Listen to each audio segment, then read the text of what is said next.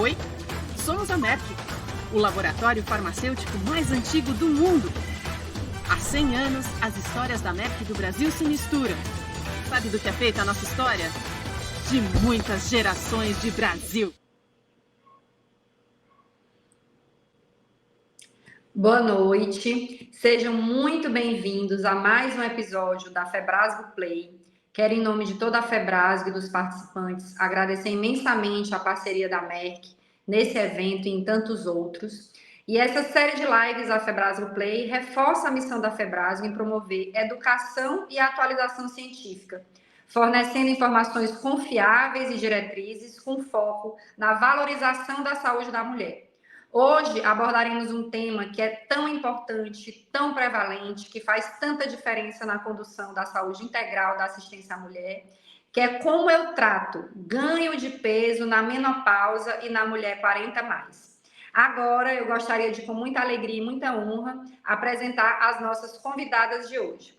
Convido então a entrar na sala a professora doutora Alessandra Bedin, médica ginecologista, obstetra e nutróloga, com mestrado no Hospital das Clínicas INCOR, da Faculdade de Medicina da Universidade de São Paulo, doutoranda em Medicina Esportiva pela EPM Unifesp, professora da pós-graduação em Nutrologia do Einstein, coordenadora da pós-graduação em Nutrologia Esportiva da EPM Unifesp e autora do livro Nutrologia Feminina, Bases Fisiológicas e Aplicações Clínicas. Doutora Alessandra, boa noite.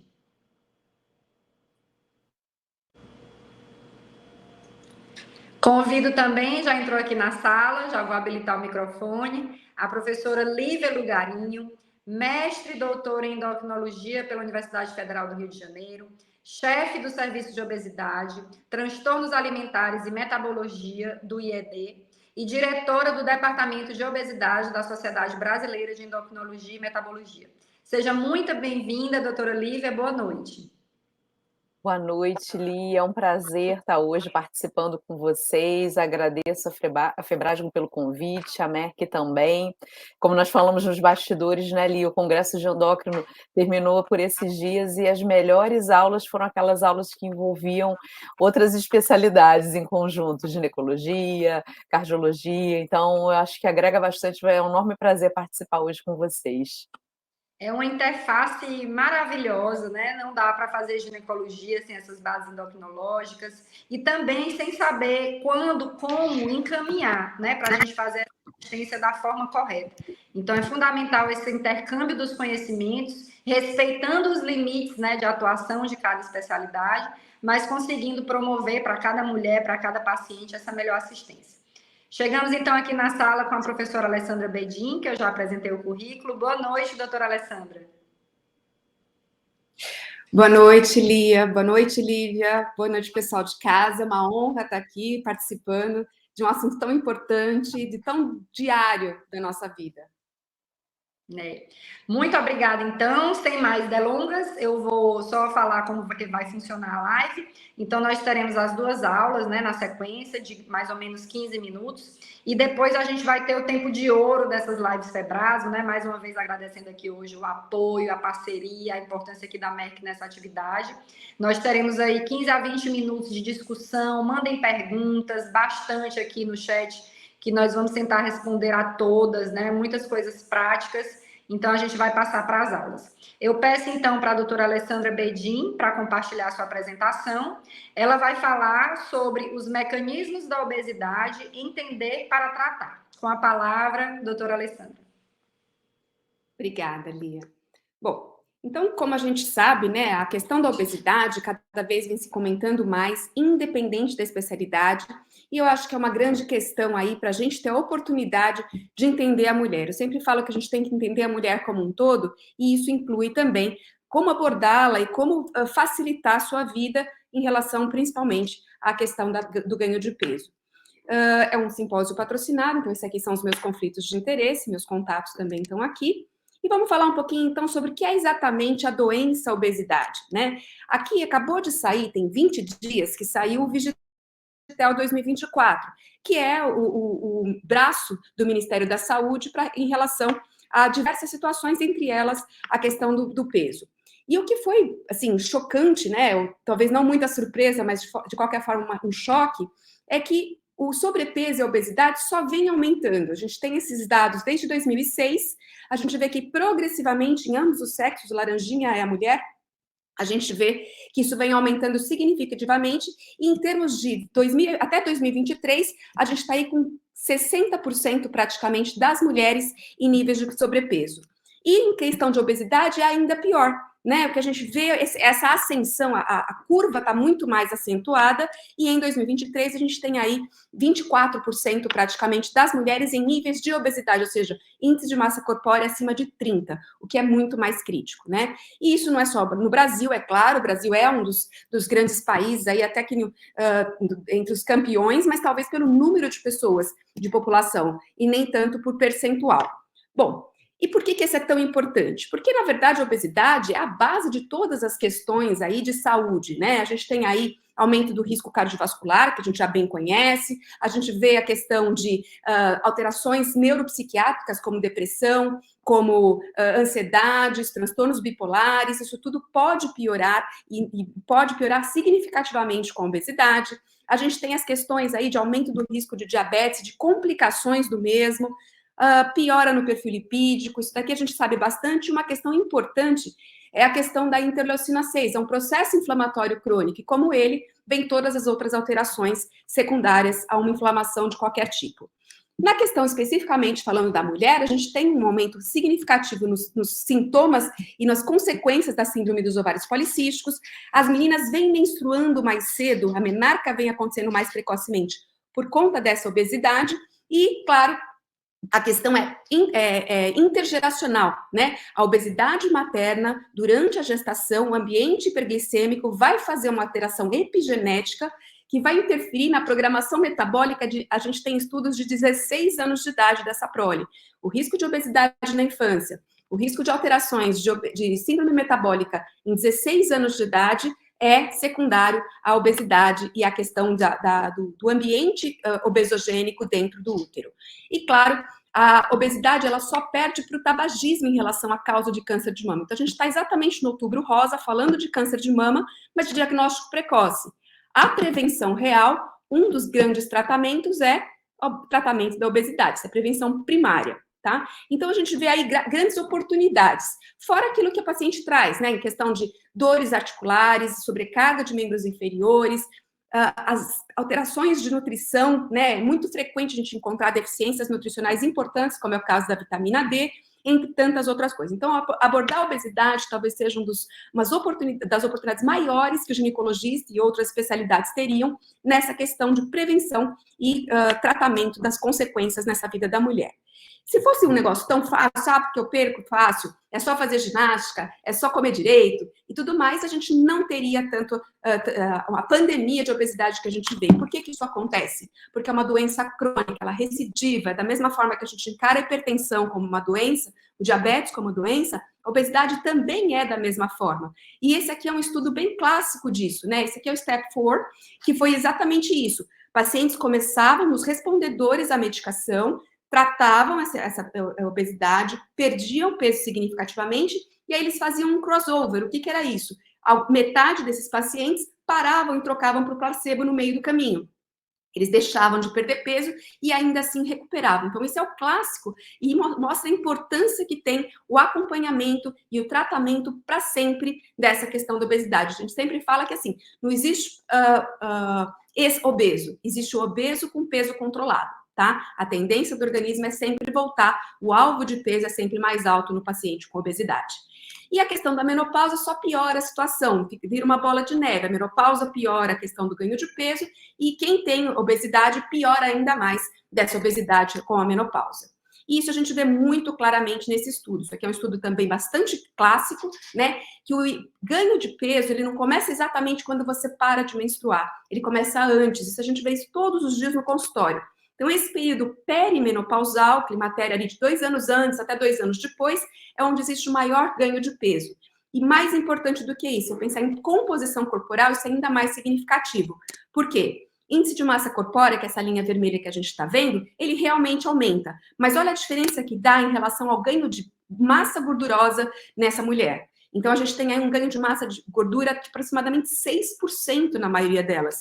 E o peso não aumenta tanto porque você já começa a perder massa magra, ou seja, é uma inversão de composição corporal muito grave e muito perigosa se eu pensar na longevidade dessa mulher.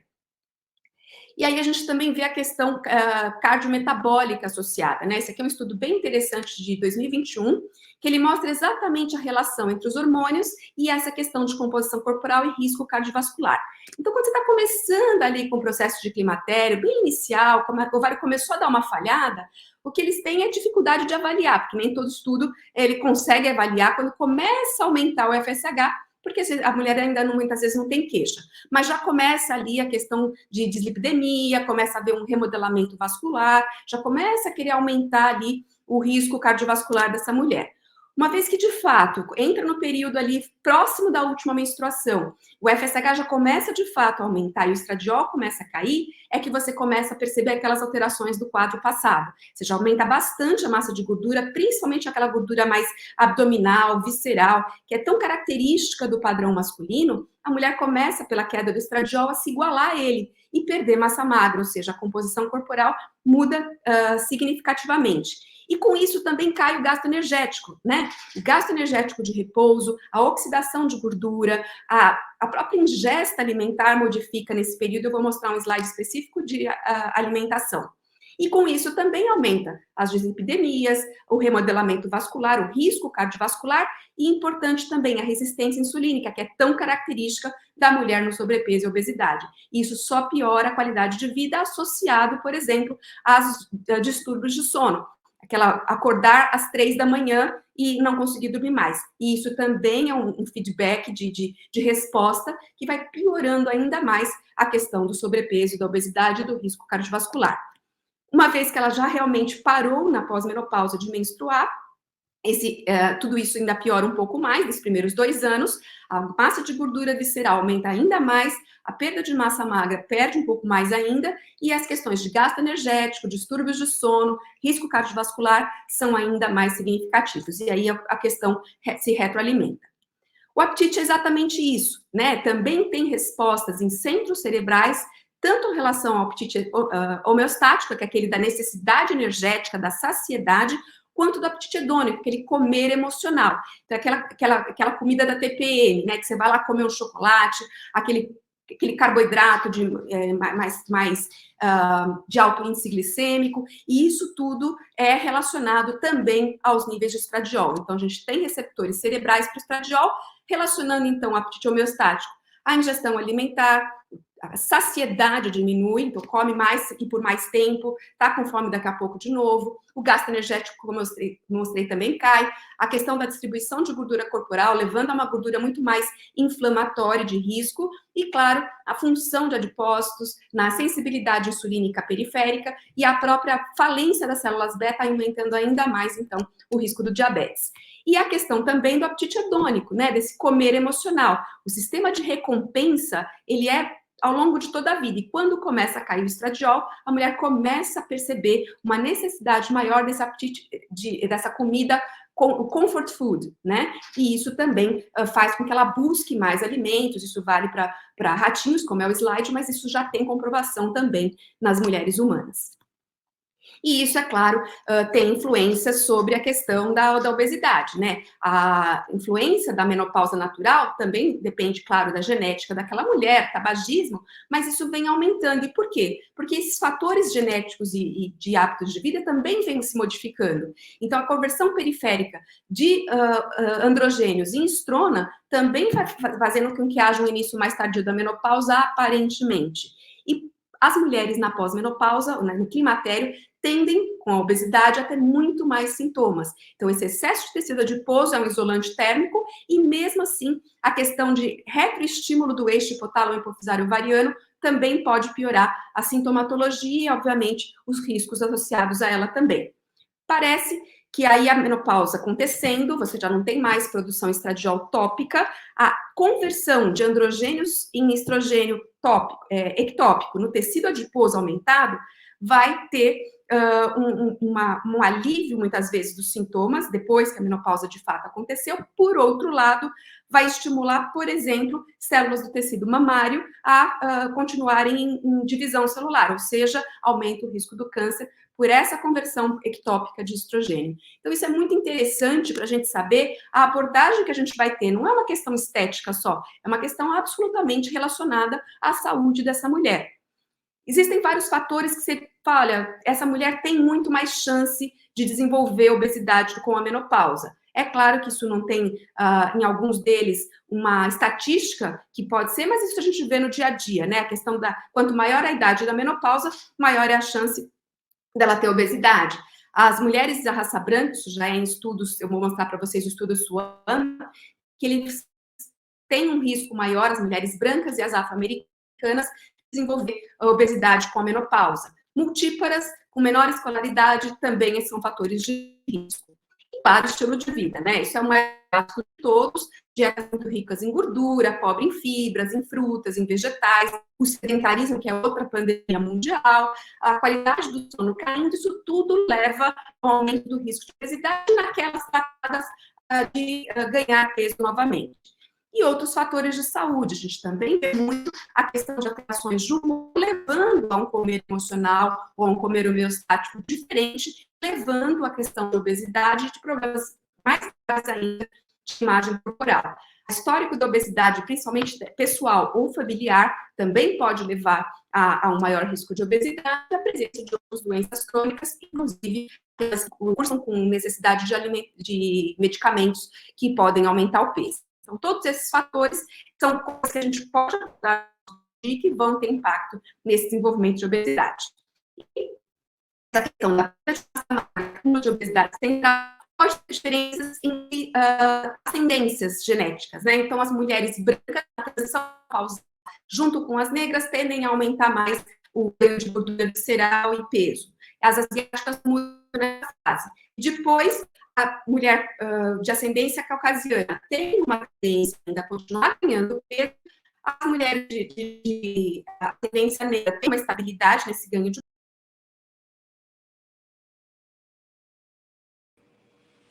Acho que a gente teve um probleminha aí com a transmissão da Alessandra.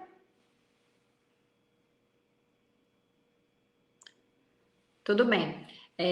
Já tantas informações, né? A gente vai fazer uma otimização do tempo aqui para a gente aproveitar o tempo para conseguir passar. Já tantas coisas que a doutora Alessandra nos coloca de insights, né? Da obesidade ser essa doença crônica, que a gente tem que entender todos os mecanismos, e eu tenho certeza que a gente vai ter a oportunidade dela voltar e finalizar a sua apresentação enquanto a gente resolve essa parte técnica.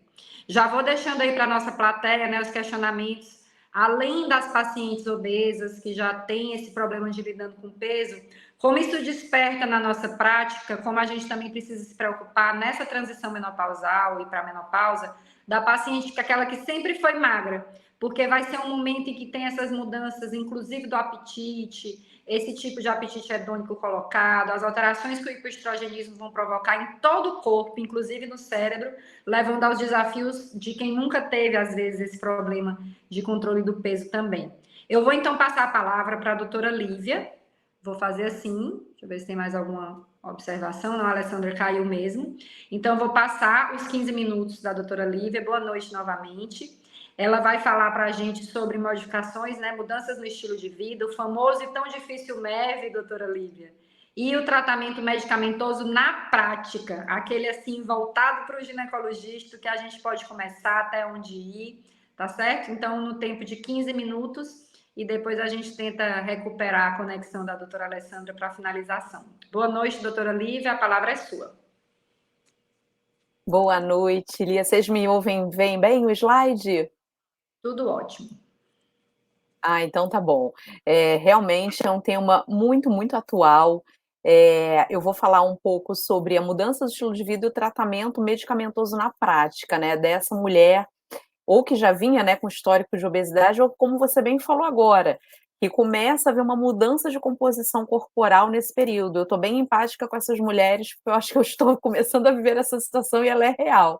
Essa é a minha declaração de conflito de interesses, essa é uma aula patrocinada, e eu gostaria de começar com um caso clínico real meu de consultório, que era uma paciente médica de 63 anos, casada, e a queixa principal dela, quando ela me procurou para o tratamento especificamente da obesidade, ela falou: "Não quero dar trabalho para minha filha". Ela é médica, ela sabe das consequências, né, como já foi tão bem falado pela doutora Alessandra, da obesidade, e ela tinha essa preocupação de envelhecer de uma forma saudável.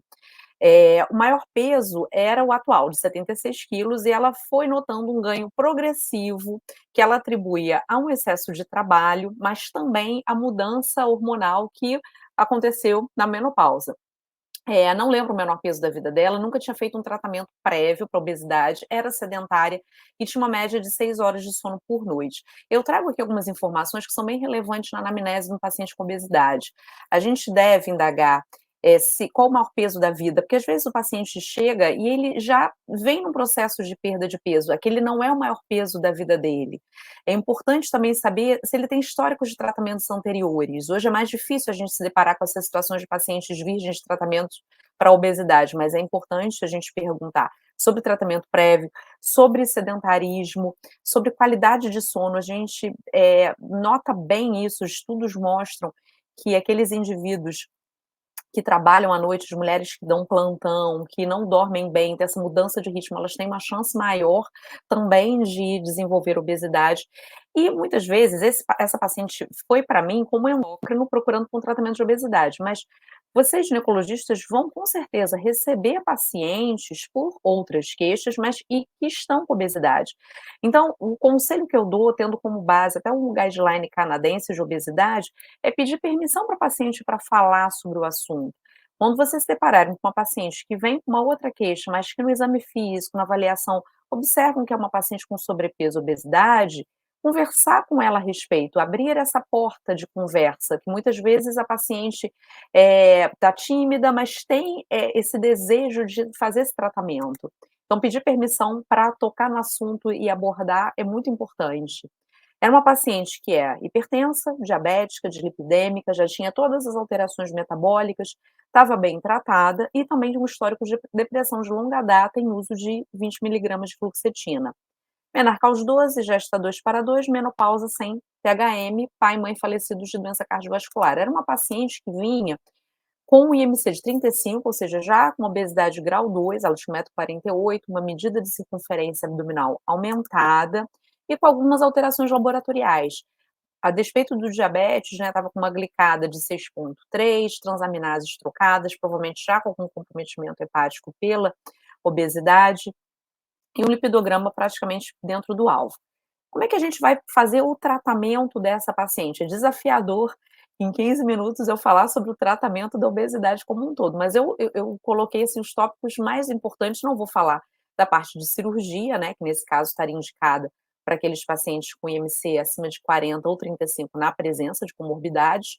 Vou falar do tratamento medicamentoso, que envolve aqueles pacientes com IMC acima de 27, ou seja, sobrepeso na presença de comorbidades ou, obviamente, naqueles com obesidade. Quer dizer, o tratamento não é só para obesidade, também pode ser feito para os pacientes com IMCs acima de 27, ou seja, com sobrepeso, desde que ele tenha alguma comorbidade associada à obesidade. E como uma forma não só de tratamento, mas de prevenção, a mudança de estilo de vida está incluída. E aí eu vou falar um pouquinho sobre a dieta e atividade física. Qual é a melhor dieta? Aquela que o paciente vai fazer. Então não adianta a gente fazer restrições, mudanças muito extremas se o paciente não vai aderir. Existem mudanças alimentares, por exemplo, a gente sabe que dietas com restrições de carboidratos podem dar uma perda de peso mais precoce, mas a longo prazo as restrições se mostram similares. Para qualquer tratamento para perda de peso, o que a gente tem é que promover uma restrição do aporte calórico, independente da via. Mas a gente tem que tomar muito cuidado com as recomendações dietéticas, principalmente nessa população, nessa faixa etária, porque a gente sabe do risco maior de sarcopenia, de osteoporose. Então, evitar realmente restrições, muito pelo contrário, estimular ingesta proteica e de leite e derivados. Agora, com relação à prática de atividade física, também serve para uma prevenção e para a manutenção da perda de peso. A atividade física, a gente sabe que o papel dela, quando a gente coloca numa balança do exercício com alimentação, o déficit calórico vai ter uma resposta melhor em termos de tratamento da obesidade. O exercício ele é importante por uma série de outras questões, por exemplo, a qualidade de sono, que pode estar muito prejudicada, né, como foi bem falado pela doutora Alessandra, nessas pacientes. O exercício vai ter esse auxílio, vai ter o auxílio na manutenção de massa muscular, e ele serve para, principalmente, ajudar a manter o peso perdido depois que a paciente fez esse processo, né, de um tratamento de obesidade. E o tempo, a gente recomenda que seja em torno de 150 minutos até 250 minutos por semana. E as melhores respostas a gente observa nesse perfil de paciente foi que me procurou no consultório, que é quando a paciente parte do sedentarismo para o início de uma atividade física. E agora pensando na medicação propriamente dita, né, hoje a gente vive no tratamento de obesidade um momento de ouro, né, a gente tem no Brasil 5 medicações aprovadas pela Anvisa para tratamento da obesidade, que é a sibutramina, o orlistat, a liraglutida na dose de 3 miligramas, a semaglutida na dose de 2,4 e a combinação de naltrexona com bupropiona, que é o Contrave, que nós vamos falar mais hoje. Como a gente escolhe, né, a medicação? Esse estudo é um estudo muito interessante, muitos endocrinologistas já conhecem, trabalham muito com esse estudo, que é o estudo da Costa. Como é que ele fez o tratamento? Foi um estudo de vida real, em que ele dividiu os pacientes com obesidade em 4 tipos, 4 fenótipos. Um deles é aquele que ele chama de cérebro faminto, que é aquele paciente que tem que consumir muita caloria numa refeição até se sentir mais, com uma saciação. Ele chamou outro fenótipo de intestino faminto, que é aquele paciente que come e fica com fome de novo mais rápido, quer dizer, tem um problema de saciedade. Fome emocional, que seria aquele paciente que come, se alimenta para lidar com as emoções, sejam elas positivas ou negativas. E aquele paciente que ele chamou de queimador lento, que é aquele com uma taxa metabólica basal mais baixa. É claro que muitos desses fenótipos se sobrepõem, mas ele tentou no estudo identificar aquele que era mais característico para o paciente, e com base nisso, ele estipulou o tratamento. Então, aquele paciente que tinha uma associação anormal, ele fez uma associação de medicação que não é disponível no Brasil, esse estudo foi conduzido nos Estados Unidos, que é a fentermina com topiramato. A lorcacerina não está mais disponível, tá? Aqueles que tinham uma saciedade anormal, eles utilizaram liraglutida na dose de 3 miligramas. Na época do estudo, a gente não tinha comercialização ainda de semaglutida na dose de 2,4. O comer emocional foi utilizado o contrário, a associação naltrexona-bupropiona. E aqueles pacientes que eram os queimadores lentos usavam fentermina. Também a gente não tem disponível no Brasil, mas se a gente fosse fazer uma analogia, seria a utilização da sibutramina. Para avaliação da fome emocional, esse estudo, ele atribui alguns questionários. Muitos têm validação para português, mas eu trouxe uma ferramenta que eu acredito que seja muito prática para a gente no dia a dia. Não é um score validado, mas são perguntas de triagem que nos ajudam muito a identificar esse perfil de paciente que acaba ganhando peso pela fome emocional, que é tão comum nessa faixa etária da mulher. Quais são as perguntas? Isso serve para emoções positivas e negativas. Então, por exemplo, se o paciente procura comida numa situação de estresse, a gente pode fazer essa pergunta para o paciente: o estresse faz você procurar comida? Você come mais quando está ansioso? E aí as emoções boas, até o sucesso está associado à comida, utilizar a comida como forma de recompensa positiva, quer dizer, quando algo dá certo ou não dá certo, você busca a comida. Em situações de tédio, você busca comida vendo televisão, mexendo no computador, ou quando está cansado.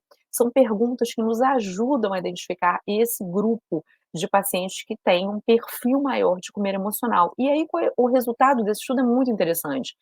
Por quê? Ele comparou um grupo que fez um tratamento para obesidade não baseado no fenótipo e avaliou os pacientes que fizeram esse tratamento com base as medicações escolhidas com base no fenótipo. E o que a gente observa? Nos primeiros 3 meses de tratamento, a perda de peso se dá mais ou menos similar nos 2 grupos. Do terceiro para o 6º mês, a gente já vê essa curva abrir. e a gente vê uma resposta quase 2 vezes melhor em termos de perda de peso naquele grupo que recebe o tratamento baseado no seu fenótipo. E é claro que hoje a gente pensa também em possibilidade de associações, tá? Nós carecemos muito em endocrinologia de um algoritmo para tratamento de obesidade. A gente não tem muito essa ferramenta diferente do que a gente tem, por exemplo, para diabetes, né?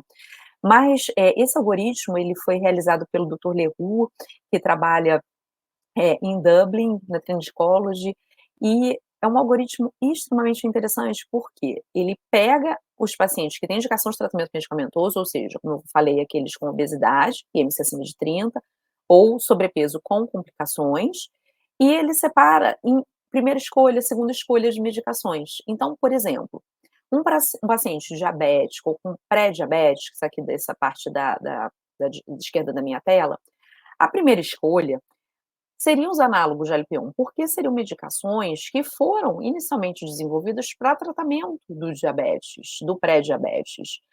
E a gente tem que observar a responsividade do paciente à medicação. Existe uma regra, né, de stop rule, que se o paciente, depois de 12 semanas, de 3 meses de uso de uma dose plena da medicação, não perde pelo menos 5% do peso, a gente tem que reavaliar se vale continuar insistindo nessa medicação, porque ele pode ser caracterizado como um não respondedor, tá?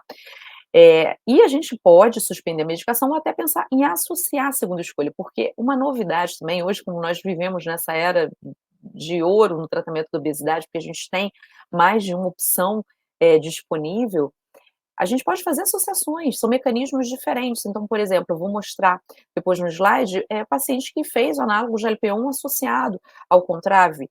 Poderia fazer até com uma terceira medicação associada ao Orlistat, dado que cada uma tem um mecanismo diferente de ação. Agora, naquele grupo de pacientes cujo a queixa maior associada à obesidade é depressão, é um paciente que é tabagista, um paciente que tem esse perfil, que aqui é colocado como desejos, mas eu colocaria como fome emocional, como craving, é aquela fissura por determinado alimento, normalmente carboidrato, que acontece mais à noite, né? Eu brinco que é aquela hora do relaxamento, que a pessoa chega em casa e é a vontade de comer mais os doces, os carboidratos. Aí esse perfil seria uma primeira escolha, a associação da naltrexona bupropiona, pelo perfil diferente.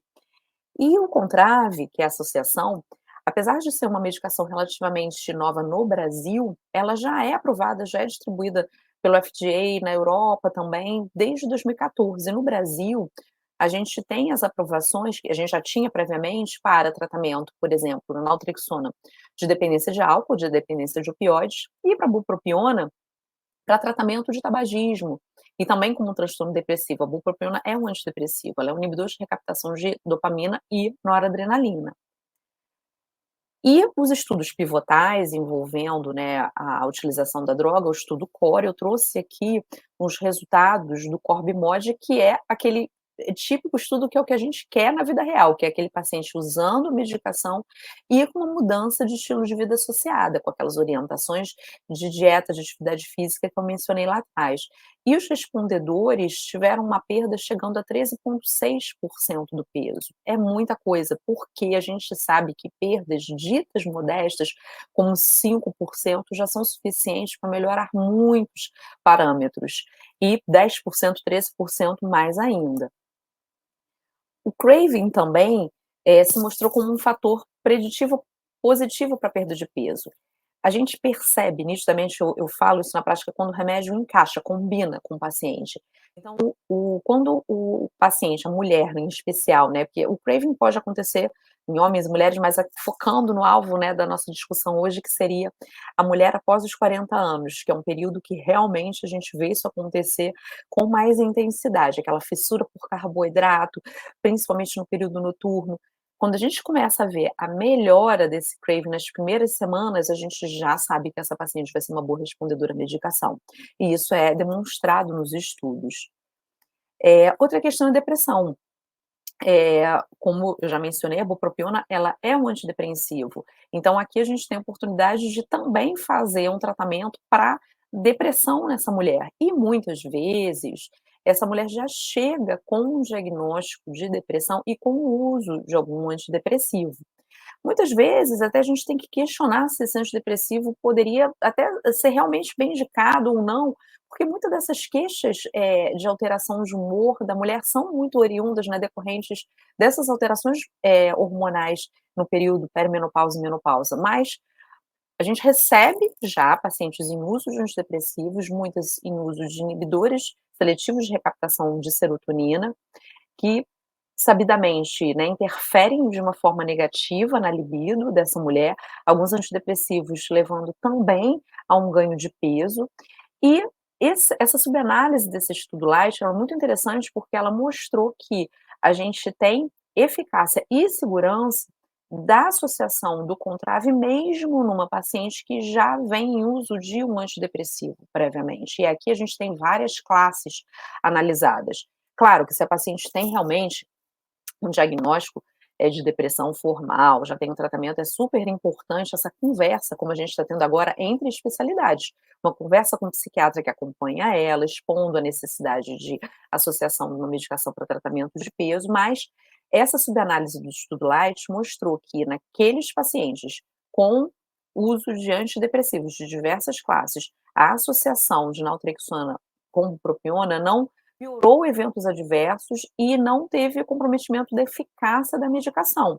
É claro que dependendo do antidepressivo que o paciente use, e a gente sabe que ele, dependendo de qual é a medicação, pode levar um ganho de peso, o grupo usando naltrexona bupropiona com antidepressivos teve uma perda de peso um pouquinho menor do que aquele sem antidepressivo, mas nada com uma diferença importante. A diferença maior aconteceu naqueles que usavam ou não a naltrexona com bupropiona.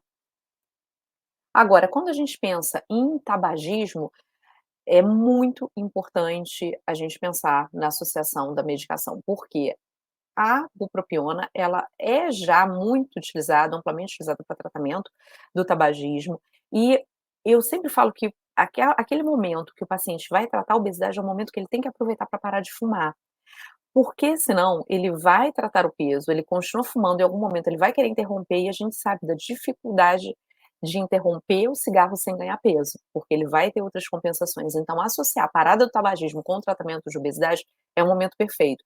Eu tenho, assim, 2 situações, foram situações até com homens, de consultório que realmente conseguiram interromper o tabagismo com o uso da medicação e, obviamente, ainda tiveram associação do tratamento da obesidade, que é a mais importante. Então, aqui a gente vê realmente essa diminuição do uso do tabaco.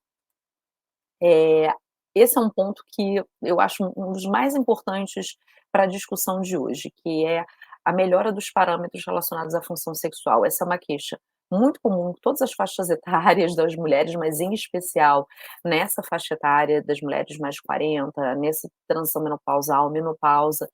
E eu até com uma experiência que eu já tinha, até do IED, né, do hospital que eu trabalho, a gente sabe que a fluoxetina é um antidepressivo, financeiramente viável, né, ele é fornecido por muitos postos de saúde, é um bom antidepressivo, um inibidor seletivo de recaptação de serotonina, mas a gente sabe da diminuição de libido que muitos pacientes relatam com o uso da fluoxetina.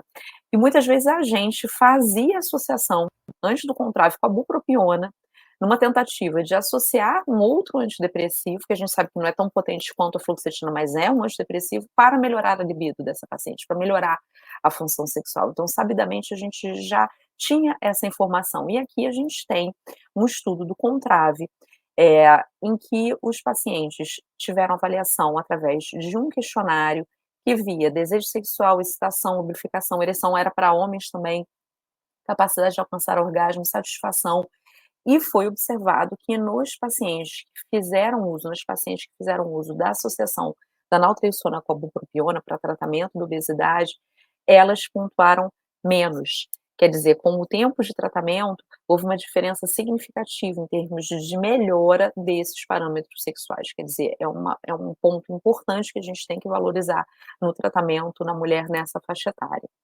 E uma outra situação, eu fiz uma pausa, né, daquela minha paciente, eu não falei o que eu fiz, né, de tratamento para ela, eu vou mostrar depois desse slide, daquela paciente do início do caso clínico, né, porque aqui é uma situação que provavelmente Muitos endocrinologistas já se deparam hoje no consultório, eu acredito que muitos ginecologistas vão se deparar também, que é paciente que já vem em uso de um tratamento para a obesidade, muitas vezes em uso, por exemplo, de análogos de GLP-1. E esse estudo mostra que não há nenhum problema de associação, como eu bem mencionei, eu acho que esse é o caminho, na verdade, para o tratamento da obesidade, a gente pensar em associações de medicações, e a gente sabe que em determinado momento existe um platô realmente de perda de peso. E quando esses pacientes adicionaram o Contrave, houve uma perda adicional de 5,2% do peso naqueles que já estavam em uso dos análogos. E aí eu trago a evolução dessa minha paciente, tá? Eu deixei para falar agora, aquela que me procurou lá atrás por ganho de peso, ela tinha diabetes. Quando eu a vi, aqui tem uma linha do tempo, em outubro de 2022, em outubro de 2020, na verdade, ela estava com o maior peso da vida, que era 76.600, eu introduzi liraglutida na dose de 3, escalonando até a dose de 3 miligramas. Nessa época a gente não tinha semaglutida, né, disponível para tratamento, né, de obesidade, e não tinha também o Contrave. O que que aconteceu? Eu acompanhei essa paciente por praticamente 1 ano, até outubro de 2021, quando ela teve o menor peso, e ela não voltou no consultório. Ela era médica, a facilidade de você usar uma medicação, né, no caso da liraglutida, que não tinha receita, então ela manteve o uso, só que ela me procurou, em outubro do ano passado, porque ela já estava reganhando peso. Ela já estava com 67.900, mantendo o uso da medicação. Nesse momento eu associei, eu fiz o que eu mostrei no slide anterior do estudo. Eu fiz uma associação da dose plena que ela já fazia de lira com naltrexona e bupropiona. Como ela estava bem controlada do diabetes, optei por não suspender a liraglutida e associar. E aí essa paciente segue, na última avaliação que eu tenho dela é de março desse ano, com o menor peso que ela teve, que foi de 62.800. Aqui eu mostro uma evolução de quando ela chegou para mim em 2020, como ela terminou, em novembro de 2021 com menor peso, mas aí ela sumiu e voltou do consultório, só mostrando aqui, com 67.900. E aí depois, com 67.900, nesse exame já de março, já com a associação do Contrave com a liraglutida, essa paciente chegou no menor peso dela, agora com MC de sobrepeso, com uma diminuição muito importante de circunferência abdominal e, claro, que isso se refletiu em melhora de parâmetros laboratoriais também.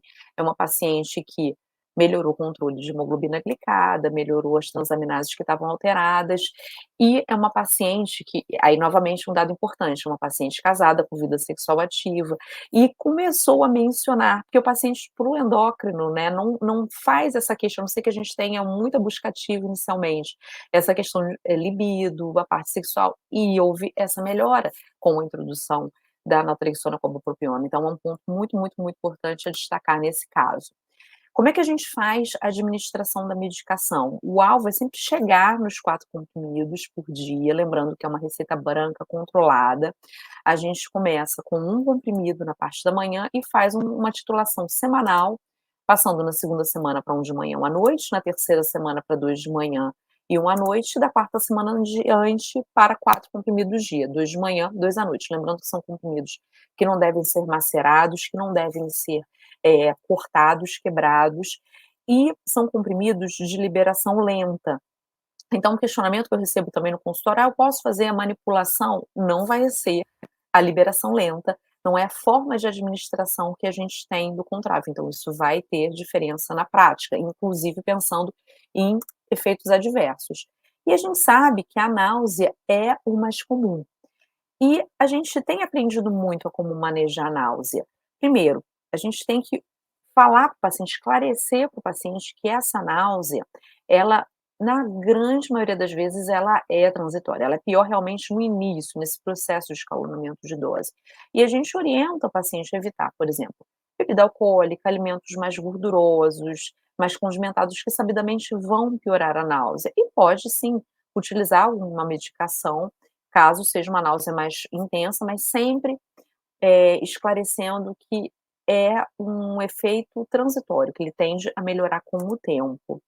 Eu encerro a minha aula com um slide, a Alessandra também falou no início sobre os tipos de apetite, né, homeostático, hedônico. Hoje, a gente tem muita oferta de alimento, né, a gente não vive mais num período de falta de alimento. Então, o nosso apetite hedônico, ele está muito mais eles se conversam, né, mas talvez eu diria que ele é mais prevalente. Então eu trago essa frase que eu achei que cabia tão bem para essa aula do livro, né, o Sapiens, a História da Humanidade, que ele descreve que um colhedor típico de 30.000 anos atrás tinha acesso a apenas um tipo de comida doce, que eram as frutas maduras. Então, se o homem, na Idade da Pedra, se deparasse, o ser humano, né, com uma figueira cheia de frutos, o que ele tinha de sensato a fazer? Era comer tantos quanto ele pudesse, antes que um bando de babuínos deixasse a árvore nua. Só que esse instinto de se fartar com comida altamente calórica está lá implantado nos nossos genes. Então, hoje a gente pode viver num prédio alto, cheio de comida, numa geladeira abarrotada, mas o nosso DNA ainda acha que a gente está lá na savana. Então, com isso, eu encerro a minha aula. Agradeço a oportunidade, deixo meu e-mail para contato. Muito obrigada. Sensacional, Lívia. Aula excelente, inspiradora, deixa a gente cheio de insights, né? Muito obrigada. Para a gente conseguir aproveitar a discussão, eu vou passar para a Alessandra finalizar a aula. Alessandra, infelizmente, eu vou te dar 5 minutos para a gente poder utilizar depois o tempo para discutir e tentar acolher algumas perguntas. Lívia, estou apaixonada, vou viver na endócrino. Muito obrigada. Alessandra, vamos superar aí o caos dessa internet de São Paulo, dessa internet do Brasil, e eu só vou conseguir te dar esses 5 minutos. Muito obrigada pela paciência para você finalizar os seus slides e a sua mensagem. Obrigada. Tranquilo. Eu tô com 2 internets, 2 computadores, tá? E oferecem 500 mega por minuto e não deixam a gente usar nenhum quando a gente precisa. Mas só para terminar, como a Lívia já falou várias coisas, ficou um pouco mais fácil para mim.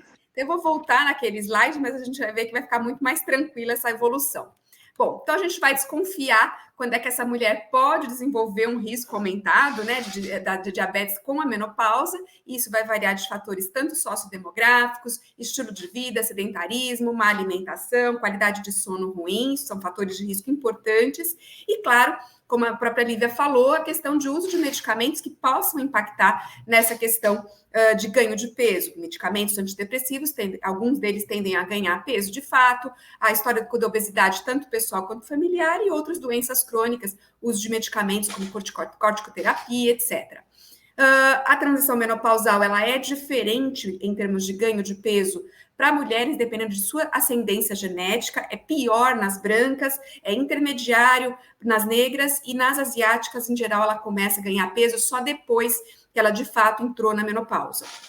A adiposidade visceral que a mulher ganha com a menopausa, isso tende a igualá-la em relação a fatores de risco ou até mesmo ultrapassar os homens, tá? Então, o estrogênio é um fator protetor, e quando ela vai perdendo esse estrogênio, ela aumenta o risco de diabetes, dislipidemias, o risco cardiovascular delas iguala e depois supera. E, claro, esse ganho de peso vai interferir em tudo isso. A terapia hormonal, ela pode ter uma certa reversão, não é indicação de reposição hormonal perder peso, pelo amor de Deus. É só um fator que pode colaborar com o próprio tratamento da obesidade, a questão da reposição hormonal, mas pela questão cardiovascular, de risco de trombose, etc., nesses casos de obesidade, a gente acaba preferindo o estradiol transdérmico por conta dessa questão dos fatores de coagulação, especialmente.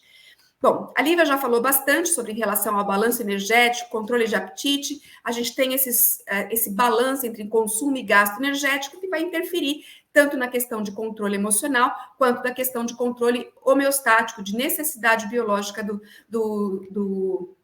de ingestão alimentar. E o que gasta energia? O gasto energético de repouso, que é aquela taxa metabólica basal, ela tem mais ou menos aí 60% só do gasto energético total. 15% se ela faz exercícios, movimentos da vida diária, e 10% aproximadamente que estão relacionados à digestão de alimentos, atividades de vida diária, etc. E isso a gente tende a diminuir esse gasto de repouso com a queda do estrogênio. Também, voltando um pouquinho, né, era para eu ter apresentado isso antes da Lívia, mas de qualquer forma a gente tem essa regulação, basicamente entre comer mais e comer menos, entre 2 tipos de neurônio. Os neurônios da Ponck e CART, que são neurônios que fazem um estímulo para saciedade, e os neurônios do agútio, do neuropeptídeo Y, que vão estimular a fome. Então, eles vão se regulando entre si, e um regulando o outro, acabam modificando e mudando o hábito, e o estradiol entra aí nessa história. E muito importante falar que a dopamina é o neurotransmissor relacionado a essa questão da recompensa. Então, a gente vê que pessoas com deficiência ou com estímulos inadequados de dopamina tendem a ter maior compulsão alimentar e trocar de compulsão, muitas vezes, se você não tratar da forma adequada. É o caso que, por exemplo, a gente tem um paciente pós-bariátrica que troca da compulsão por comida por uma compulsão por álcool ou por outras coisas, entre elas compras, etc. E a gente vê muito isso, então. O sistema de recompensa, quando você estimula demais sem ter compensações, você acaba levando à compulsão, craving, que a Lívia tão bem falou. E isso leva à perda do controle. É muito comum também a associação causal entre depressão e obesidade, mas o inverso é verdadeiro também. Pessoas com obesidade tendem a ter maior risco de depressão e de uso de medicamentos antidepressivos. Então, aqui, como a Lívia disse, é muito comum a gente já pegar a mulher chegando para a gente no consultório no uso de alguma medicação, né? Então, a gente vê aqui em pacientes com obesidade, a incidência de depressão era maior com os pacientes com obesidade, e a mesma coisa em uso de outras medicações, independente dessa idade. E o que a gente vai ver, então, que é muito mais importante do que simplesmente, é o peso que eu quero perder, é ver o que eu posso impactar. E isso é uma coisa que a gente pode discutir, deve com o paciente, ver o que ela prefere, se é realmente a questão da roupa que vai ficar melhor, se ela só quer diminuir o fator de risco cardiovascular, o que ela quer. Isso é uma discussão bilateral. Tem que ver esse olhar, porque a gente falando para ela, muitas vezes, numa outra oportunidade, ela veio com outra queixa, quanto é importante, como que a gente vai fazer a estratégia dela. Ela tem um tabagismo, como a Lívia mostrou, a gente pode associar medicações que vão auxiliar também na questão da cessação de tabagismo.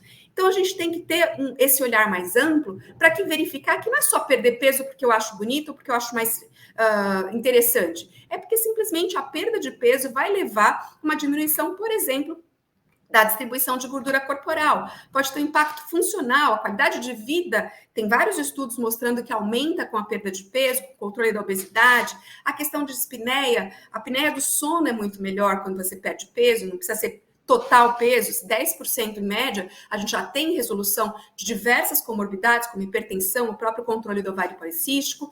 A questão de controles metabólicos, como a Lívia mostrou, pressão arterial melhora, controle do diabetes e da glicada, as outras questões de risco cardiovascular, o humor, tá? Então, isso também tem uma influência muito grande. Como eu falei, a depressão é mais intensa e mais frequente no paciente com obesidade e vice-versa. Se eu controlo a obesidade, é um dos fatores de risco que eu estou diminuindo. Tá? Então, prometi que eu ia fazer em 5 minutinhos, acho que consegui, e convido vocês aí para mandarem perguntas, se não der tempo hoje, estou aqui à disposição. Obrigada, gente. Como diria minha avó, eu que não ia perder essa chance de ver você finalizar essa aula e trazer esses slides e finalizar com calma. Muito obrigada. Eu quero agradecer mais uma vez a Merck, agradecer a professora Alessandra, a professora Lívia, uma discussão maravilhosa, né, que só vai contribuir mesmo para a nossa prática. Tem muitas perguntas, né? Muita gente online, tenho muitas. Quero agradecer aqui as primeiras participações da Luciana Salum, da Carla. E eu vou juntar numa dúvida que tem aparecido muito e que eu acho que é muito importante para a prática, queria que as duas comentassem. Eu acho que um grande desafio mesmo em lidar com essa associação de medicações é no uso dos antidepressivos, né? Que as pacientes já usam, que estão usando, no impacto disso no sono, né? Tem perguntas sobre o horário, que eu acho que a Alessandra pode falar sobre essa questão do horário relacionando à fisiologia, da insônia e da própria atuação. E depois a Lívia desce assim, uma parte bem prática em relação à associação com os antidepressivos.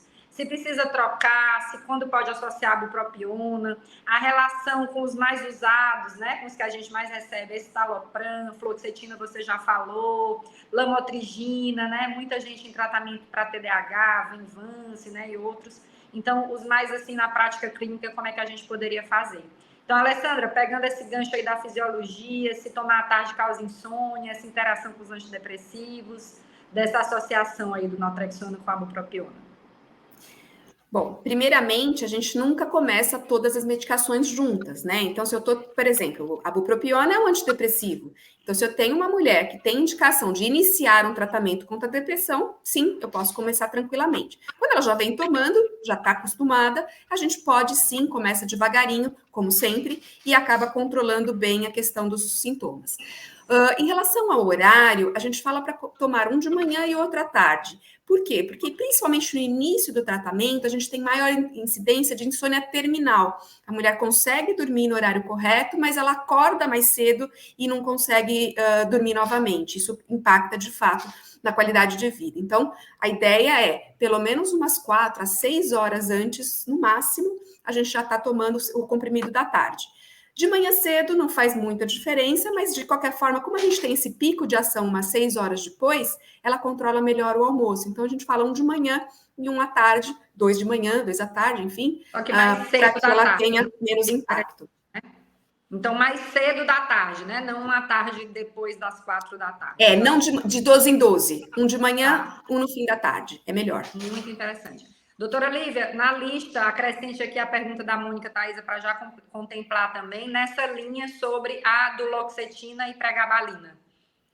Tá. Bom, então vamos lá. Com relação aos horários, Alessandra, primeiro, parabéns pela aula, foi maravilhosa. É exatamente isso. Eu sempre oriento a deixar um intervalo de 7 horas, 8 horas entre as medicações. Não precisa ser muito tarde, né? Isso vai ter benefício.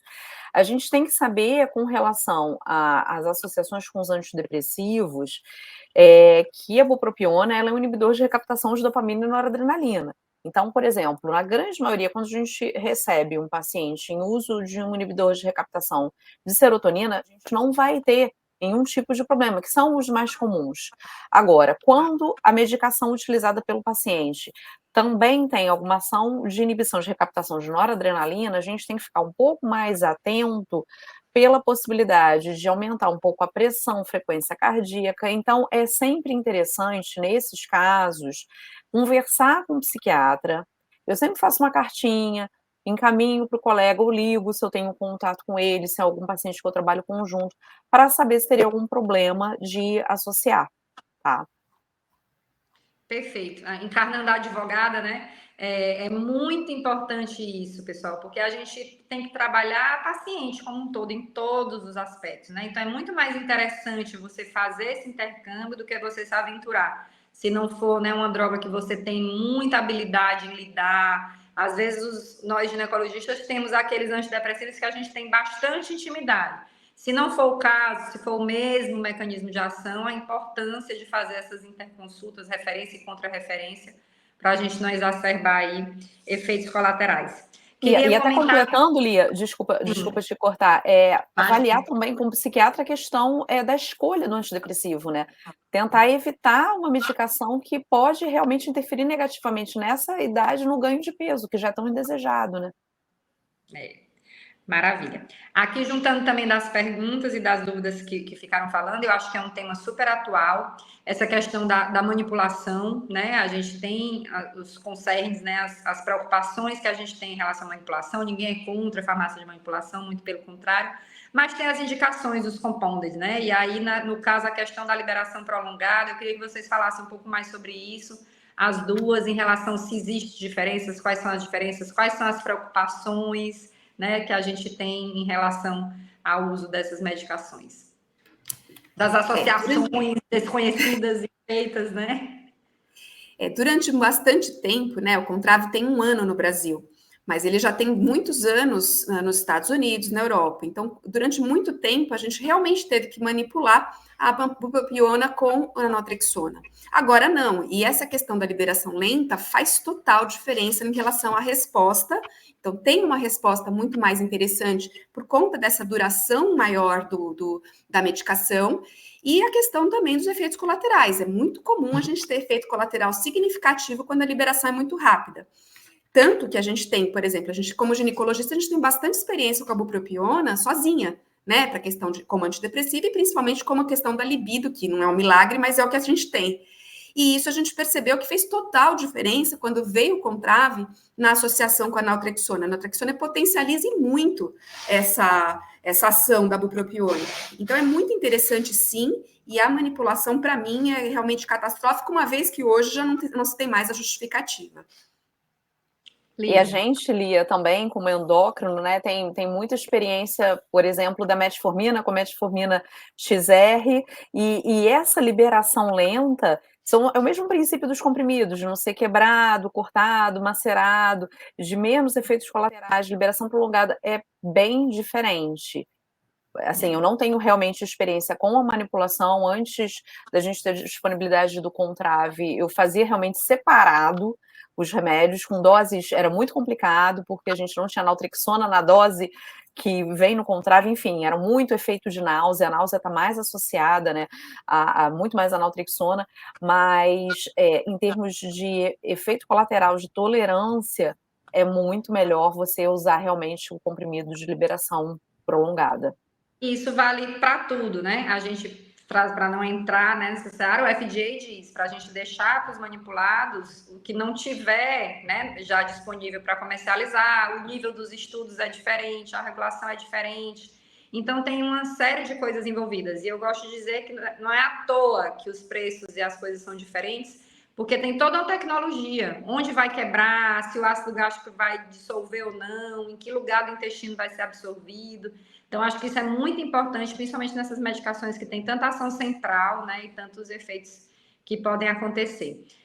Mais uma pergunta aqui da Flávia Figueiredo, parabenizando, né? Tá todo mundo encantado com vocês duas. Sinto muito, viu, Merck e Febrasgo vão ter que voltar várias vezes, que a gente quer todas as horas.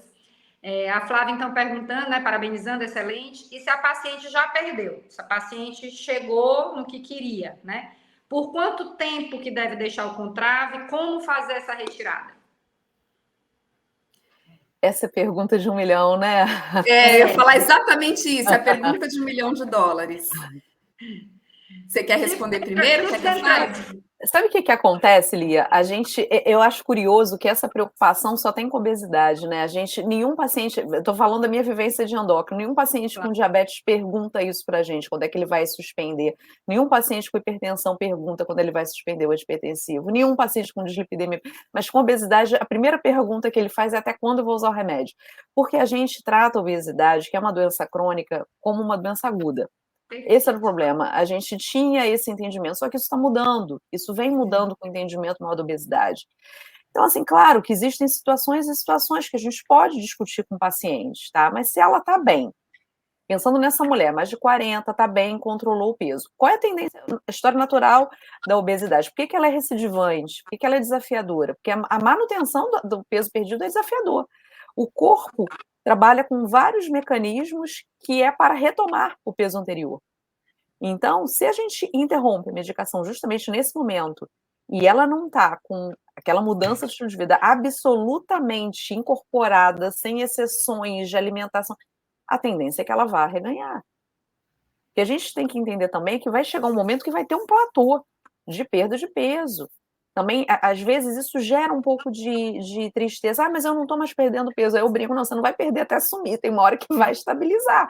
Vai ter um platô de perda de peso. E ok, não é que o remédio deixou de fazer efeito. Porque tem muita gente que desanima nessa hora e para o remédio. E aí o que acontece? Eu volto a ganhar peso, mostrando que o remédio estava funcionando. Que o remédio estava fazendo efeito. Então, a ideia é tentar sempre um tratamento crônico. Se ela não tiver nenhum problema, nenhuma contraindicação, nenhuma questão de usar o remédio, eu mantenho, eu não suspendo. E você, Alessandra, dicas? Eu acho que é exatamente isso. Ninguém reclama que começou a usar hormônio, melhorou os sintomas da menopausa, agora eu quero parar porque eu já estou boa. É exatamente igual, como ela falou, da diabetes, da hipertensão, é a mesma coisa. Para fazer um paralelo mais tranquilo, eu falo da hipertensão, porque sua pressão foi controlada, você vai parar de tomar o remédio? Ah, não. Então, o que a gente pode discutir, como é também na hipertensão, é discutir dose, né? Você conseguiu a perda de peso, que você chegou na meta que você tinha planejado com o paciente, etc. Aí você fala, olha, pode ser que a gente consiga. Mas aí, na minha prática, o que eu vejo? A gente libera isso, como assim? A gente deixa duas coisas ali em alerta. Abrir o apetite novamente ou começar a ganhar peso novamente. Não vou esperar ela ganhar 10 quilos novamente para eu poder interferir. Não, você tem 1,2 kg, começou a ganhar, começou a comer mais um pouco, ou para de diminuir a medicação, ou até volta a aumentá-la de novamente. A questão da obesidade, isso tem que estar muito claro desde o início, é uma doença crônica que vai voltar. Nossos genes estão lá, como a Lívia mostrou, né? Estão lá discutindo com que esqueci qual era o bicho que a gente brigava, mas assim, Os babuínos. né? A gente O está lá babuíno. atrás. Oi? Com babuíno. O babuíno, isso, exatamente. O babuíno. Então, a gente estava lá para sobreviver. Agora, a gente não vai ter mais esse problema, mas nossos genes não mudaram. Então, isso realmente tem que ser encarado. É uma doença crônica, que recidiva, e sempre comparar com uma doença já conhecida, como é o caso do diabetes, da hipertensão, etc. E na gente, como gineco, falar, olha, você vai parar de usar hormônio quando você parar com sintomas? Não, então tá bom, continuamos assim. Como ir mantendo, né? Gente, eu estou odiando que o tempo está passando. Vou passar aqui para a última pergunta, para depois a gente poder fazer os encaminhamentos finais. A pergunta aqui da Carla Rodrigues. Excelente aula, né? Já sabia, né? Realmente clareou o tratamento para o ginecologista. Acho que é muito importante essa mensagem da possibilidade de associação, da multidisciplinaridade, da doença crônica, né? Das tendências, das mudanças hormonais em tudo que vai acontecer, da importância do estilo de vida.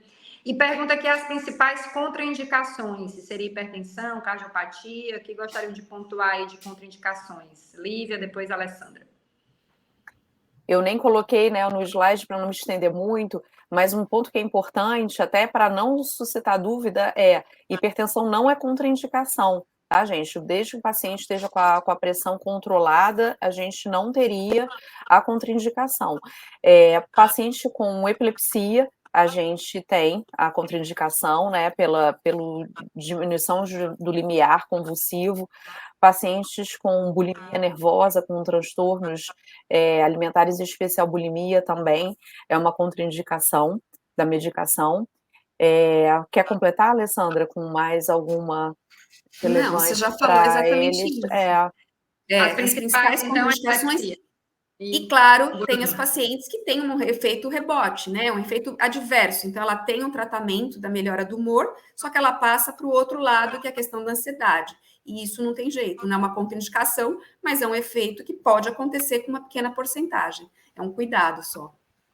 Maravilha. A gestação, né? A gestação. E gestação, claro, né? É que gestação para a gente é tão normal. Gente é tão, mas é sempre bom reforçar. A amamentação também. Aí uma coisa importante, a gestação e a amamentação. Gestação e amamentação. Então, ficou gestação, amamentação, epilepsia, bulimia, né? E há outras coisas mais graves. E acho muito bacana que a hipertensão controlada não é contraindicação. Um desafio aqui, 30 segundos, né? De uma dica em relação às modificações do estilo de vida, como é difícil, né? Alguma dica rápida que vocês queiram deixar nessa questão da condução da obesidade? Eu tenho tentado muito fazer junto com as pacientes a meta SMART, né? Que seja específica, que seja mensurável, que seja atingível, real, que seja relevante para ela e que a gente tenha um tempo. Então, quando terminar a consulta, ela diz, não, eu vou fazer academia. Eu digo, não. Que dia da semana, que horas, né? No mês que vem a gente vai cobrar. O que é que vocês colocariam aí de mais importante para a gente conseguir aí, associando a todo arsenal terapêutico que a gente vem aumentar, rapidinho, para a gente poder ir depois para as considerações finais. Eu faço exatamente o que você faz, essa questão da SMART, da técnica mais SMART, mas eu acrescento duas coisas. Eu acrescento que a medicação, nesse caso, vai ser uma muleta. Quando você está com o pé quebrado, você usa a muleta até cicatrizar e continua acompanhando, mas você faz a fisioterapia. E, além disso, eu brinco que, assim, só falo com você se você voltar aqui fazendo exercício. Então, senão não pode não falar mais comigo. O professor Neme dava alta do pré-natal. Se a mulher ganhasse mais de tantos quilos, ele disse, você está de alta do meu pré-natal, que eu não vou acabar com o meu nome na obstetrícia. Claro que é uma brincadeira, né? O professor Neme nos acompanhou até os 95 anos, mas essas frases, elas têm efeito. E você, Lívia? Então, Lia, ótima essa. Mas mostrar também um dado muito importante para a gente sempre ter em mente é que a medicação ela não está competindo com a mudança de estilo de vida, ela está somando com a mudança de estilo de vida. É exatamente a situação que a Alessandra falou, ela é uma muleta que vai estar ajudando. E para paciente, principalmente paciente menopausa, mais, tipo esse meu caso, né, que eu trouxe, eu tenho muita preocupação com queda, com qualidade óssea, então eu sempre falo, se você não gosta de nada de exercício, faz musculação para membro inferior. Pelo menos você vai trabalhar o maior agrupamento da perna, o quadríceps da coxa, isso vai te dificultar desequilíbrio, queda, fratura. isso já vai ser um ganho. Se você não gosta de nada, faz musculação para grandes grupamentos, que já vai ser, principalmente membro inferior, já vai ser melhor do que nada. Sair do zero e começar é onde a gente vê os maiores benefícios. Em tudo, né? De que a gente conversou aqui hoje da obesidade. Infelizmente, tá? Mas eu vou ganhar a disputa, que é a melhor live do ano da série aqui da Febrasgo Play. Agradecer mais uma vez aos organizadores, né? Todos. Agradecer a Merck pelo apoio dessa live em especial. E vou passar para as mensagens finais, agradecendo imensamente a generosidade, a praticidade das colocações, a aplicação imediata que todo mundo que está assistindo aqui vai conseguir fazer dos ensinamentos que vocês trouxeram, e principalmente o ganho para a sociedade, para as nossas pacientes, que esses eventos têm nos proporcionado de forma séria, científica, com a qualidade científica inquestionável. Agradecer imensamente. Então, doutora Alessandra, por favor, seu minuto final, e depois eu vou passar para a doutora Lívia. Obrigada, querida. Lívia, foi ótimo fazer essa parceria com você. Lia, você foi super querida, então agradeço muito, agradeço a audiência, que eu sei que foi muito legal, e me coloco à disposição para as dúvidas. E eu acho que, assim, uma coisa importante que a gente precisa levar é que nem sempre a paciente vai vir com a questão da obesidade como queixa principal. É fácil, quando você é nutróloga, quando você é endócrino, ter essa percepção, mas muitas vezes ela vai vir para fazer o check-up anual. Papa Nicolau, mamografia, ela lembra. Mas, às vezes, a doença ou a queixa que ela traz não é a obesidade. Você vai ter que achar uma oportunidade de realmente tratá-la. E acho que essa questão é que tem que ficar como mensagem final. É a sua chance de tratar essa mulher de verdade. Obrigada. Maravilha. Muito obrigada. Doutora Lívia? Obrigada, Lia. Obrigada, Alessandra. Foi realmente um prazer enorme. Concordo, Alessandra. Essa mensagem eu acho mais importante. É o que eu comentei no caso clínico. Oi? Estão me ouvindo? A ideia é você pedir permissão para o paciente para falar sobre obesidade. Ela normalmente vai procurar, com certeza, ginecologista por outras razões, diferente da procura do endócrino. Só que se você se depara com uma paciente com excesso de peso, com sobrepeso, obesidade, provavelmente ela quer falar a respeito, mas ela acha que não é com o ginecologista que ela vai falar, mas abra esse caminho para essa conversa. Pergunte se ela quer falar, se você pode conversar a respeito disso com ela.